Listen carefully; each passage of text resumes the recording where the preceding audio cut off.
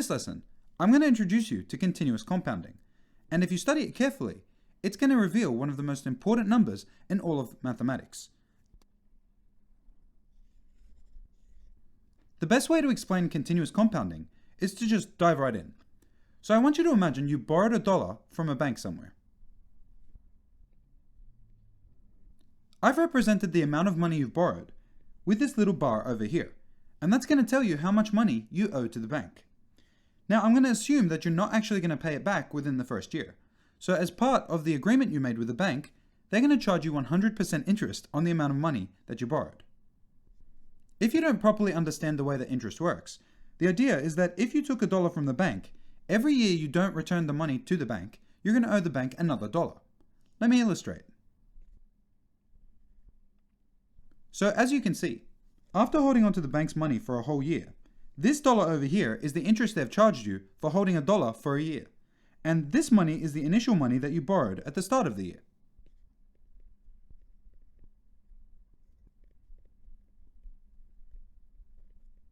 Now, as you can see, you took $1 and now you owe $2 at the end of 1 year. But banks came up with a really interesting strategy to actually end up charging you a little bit more than $1.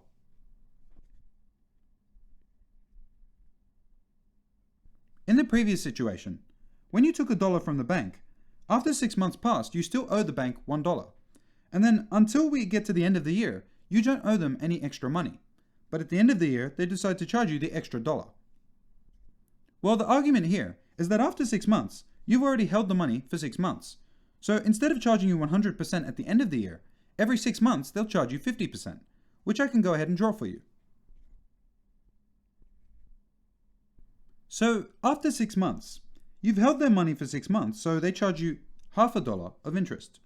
But then you still owe them the original $1 that you started with at the beginning of the year. Well, at this point, they're going to charge you interest again, but they're not going to charge it on the original amount. Instead, they're going to charge it on the new amount that you owe. If you look carefully, you can see that the amount of money they have from you now is actually a little bit more than the amount of money they had when they charged you one time. And this is something you can directly see. You can see that this block plus this block together do indeed make the original interest that you were charged. But then you had to pay interest on your interest, and that's why you have this little extra piece down here. So as you can see, without making any change other than the number of times they charge you, the bank has made more money. So assuming there is no regulation and no laws that stop the bank from doing this as often as they like, how much money do you think the bank would make if they charge you once every month and once every single day?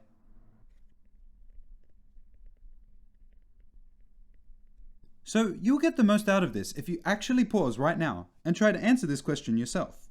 How much money do you think the bank could make if they charge you every single month or every single day? Try to pause and work it out yourself and write your answer down somewhere so you can check it out once I show you the real answer. Well, assuming you've actually got an answer now, let's try to figure it out. The way we're going to figure it out is we're going to pay attention to how we got these particular numbers over here. I want you to notice that in this particular situation, we've actually multiplied this first number by 2 to get to this value.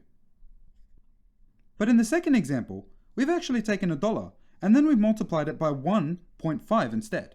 So $1 turned into $1.5. But then, after the second period, we actually have $2.25 because this is 2.5. So as you can see, 1.5 times 1.5 is actually going to be the same thing as 2.25.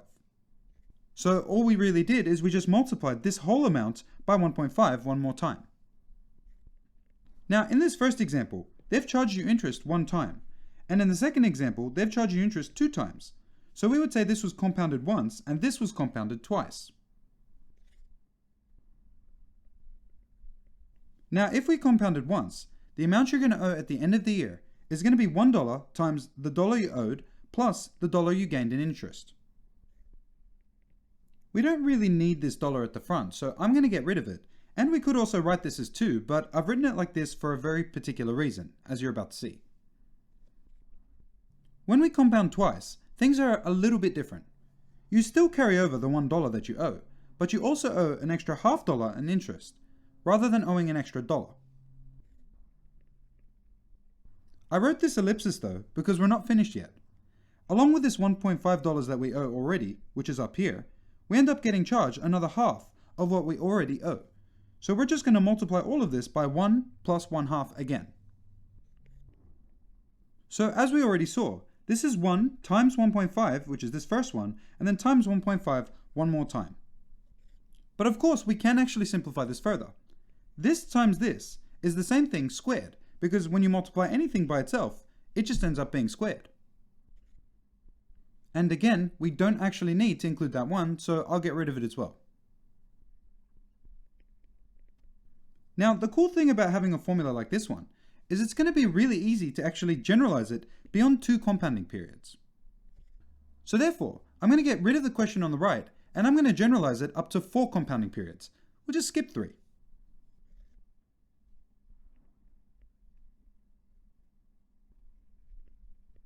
So I didn't really skip 3 for any particular reason, and you can do it yourself if you're interested. But I just went ahead and did 4 because the numbers are a little bit cleaner. So as you can see, we started off with the exact same dollar, and now the bank is actually going to charge you 4 times per year, rather than just 2 times. Let's try to figure out exactly how much more money they're actually going to make. Now, since we're going up by quarters this time, the bank can only reasonably charge you a quarter of 100% of the interest. So they're going to charge you 25% interest per period.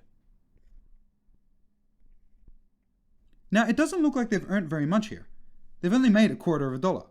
But the year is young, and they still have 3 more compounding periods left. So let's play out this animation and see how much they make after the whole year is over.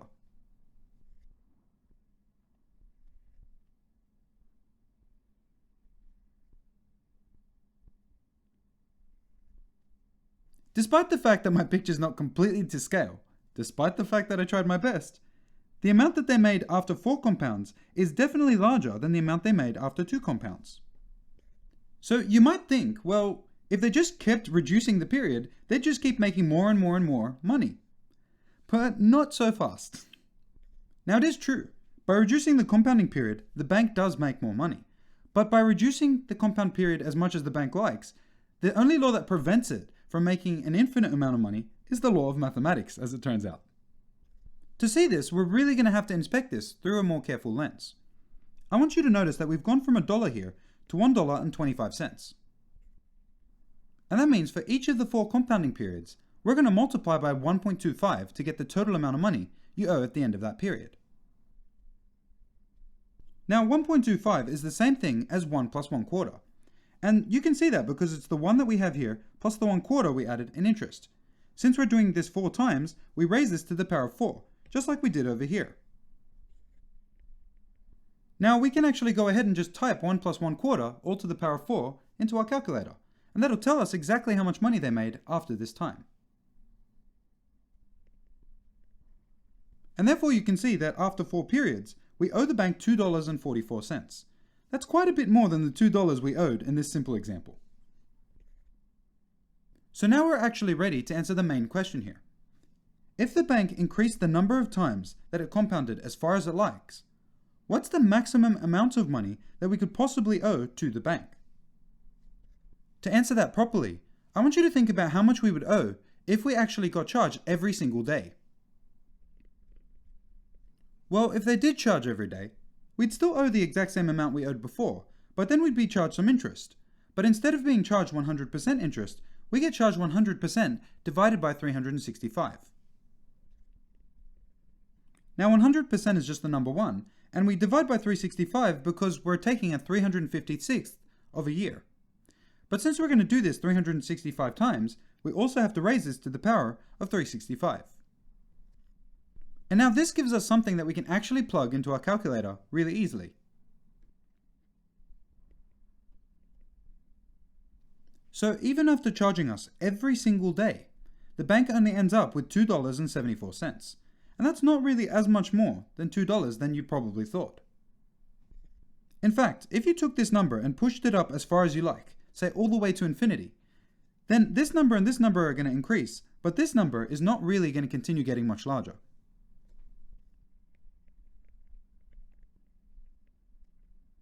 So to do this, we just have to understand that we replace the 365s for n's, and we're going to try to make this n as large as we possibly can.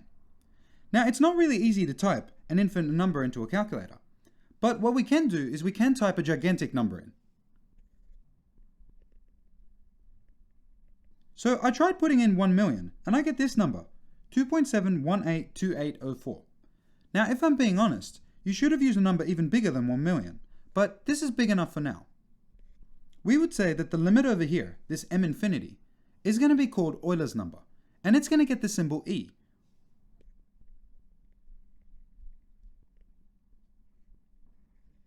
Now just like a surd, this number e over here is actually a real number, and that means you would need an infinite number of digits to actually write it out fully. Just to read this out to you directly, we're saying that e is the same thing as the limit as n approaches infinity of 1 plus 1 on n all to the power of n. So the idea is that you just want to pick a really large value for n. Now of course, this is a pretty good approximation to the value of e, because a million is a pretty large number, but it's not quite infinity. So you should use an even larger number, and if you did that, you'd eventually end up at this value over here. As you can see, our approximation to e is actually really good here. We were correct all the way up until this digit where we predicted a 0 instead of a 1. But that's all I really need for the calculator, so I'm going to get rid of it. Now there is one final point I need to say here before I summarize the lesson, and that's the fact that a bank can charge you anything they like, not just an interest rate of 100%. In fact, 100% is actually an incredibly high interest rate, and very few loans will ever have an interest rate of 100%. But if we wanted to account for interest rates other than 100%, it's not really that complicated. We'd still need to keep the original amounts, but instead of multiplying by 100%, we could just multiply by a different amount. So for example, if the interest rate you had was 25%, rather than copying out a full block after one period, you'd just copy out a quarter of a block, and that would be the interest that the bank charged you. If you think of this in terms of the compounding, the only difference is that rather than this number being a 1, it would be whatever interest rate you had. So for example, if you had a 25% interest rate, instead of writing 1, you just write 0.25. If we used a different interest rate, then it turns out that the only thing that's going to change is that rather than the limit being e, it's actually going to be e to the power of whatever rate we used.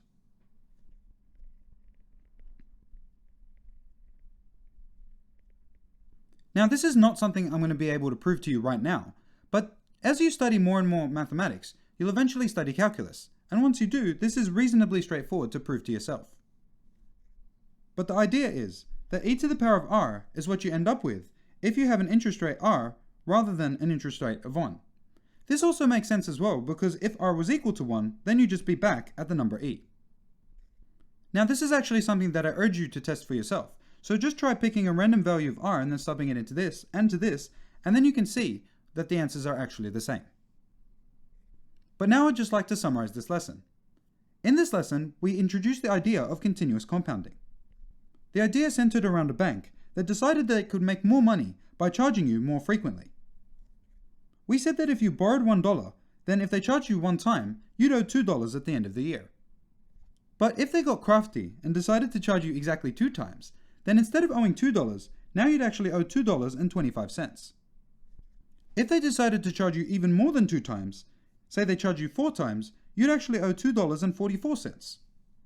But we saw that as they increased this number, they got smaller and smaller returns for this increase in charge. Eventually, we said that the maximum amount of money that they could make by charging you as often as they liked is this number e, and e is the limit. We said it's 2.7182818 and so on. They could not make any more money than $2.17. And it turned out that if they used an interest rate other than this 100%, you could just raise e to the power of that rate to find the maximum amount of money they could make if they charged you an infinite number of times. Now, we said that this number e was going to be called Euler's constant, and Euler's a pretty important mathematical figure, so we named this constant after him. It turns out that e is such an important number that it's going to just magically pop out in all kinds of weird contexts that you really didn't expect to see it.